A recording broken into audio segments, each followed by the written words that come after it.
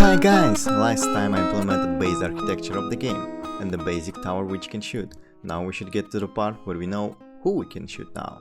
So again, because I'm not an artist, for the first prototype I'll look for some assets. An asset that I'm going to use this time is Toon RTS Pack.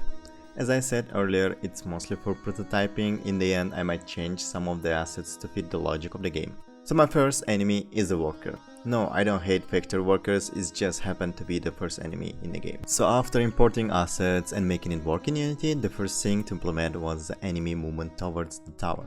In the future, enemy is going to move towards the tower but will attack first and heroes. I don't really need any cool moving logic here, so I have taken Unity's NowMesh agents, baked NowMesh surface for a game and set a destination for a worker.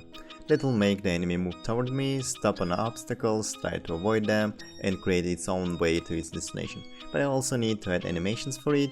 For that I'm blending idle and run animation based on the speed of character, calculating the current speed of it, and voila! The enemy is riding towards me. It's proper animation. But because I have Bootstrapper in my game, I need to add some spawners and register the enemy correctly from the factory for it to get all dependencies I need, like tower position, enemy stats, etc, etc, etc. Also right now I don't need more than one enemy. In the future there will be waves of enemies from different positions, so I'm just making a spawner to spawn one enemy. Yeah. So now it's spawning correctly and moving towards me, and he's not taking damage from projectiles. I need to implement enemies' health now to kill them. And what health is? Health is a stat. And what we should make for a stat to work in the future? Yes! A system for it. Yeah, and other nerd stuff is coming now. So, stat. Every character in a game is going to have some stats. It can be health, mana, defense, or attack stat.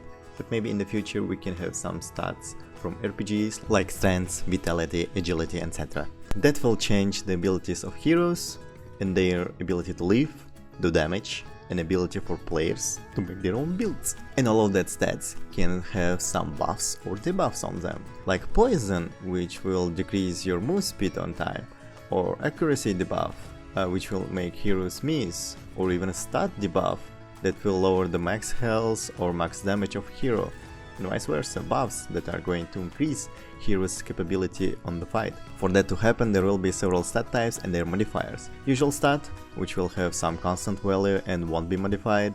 Modifiable stat, to which you can add modifiers such as buffs and debuffs. Or if I'll add some items and inventory for heroes, then they're also going to modify heroes' usual stats. Dependent stats.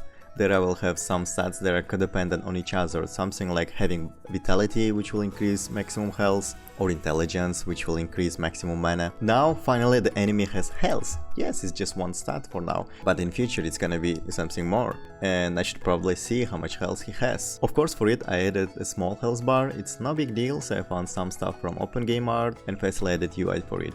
Well, now I don't have to be the only one who deals damage, so I need to make health for the tower and of course a UI for it. But unlike enemies, here I will have UI on screen, so that player would see always how long he has until death. Again, some sprites from OpenGameArt. For the time being I put numbers here, but if you'll think that adding something more creative would be better, I'll definitely change it. So please write in comment your thoughts about it. And now, finally we can fight with enemies. So for the time being we created our first enemy, added moving logic to it, and then attack logic, and then taking damage logic. But of course the biggest part of it was the base architecture for the stat system, and now I can add all stat types that can come to my mind and connect that with the game logic. What's next? Next I will try to add some visual improvements to the game and start adding heroes. Thank you for spending your time on my game journey. I hope this is interesting to you, so please don't forget to subscribe.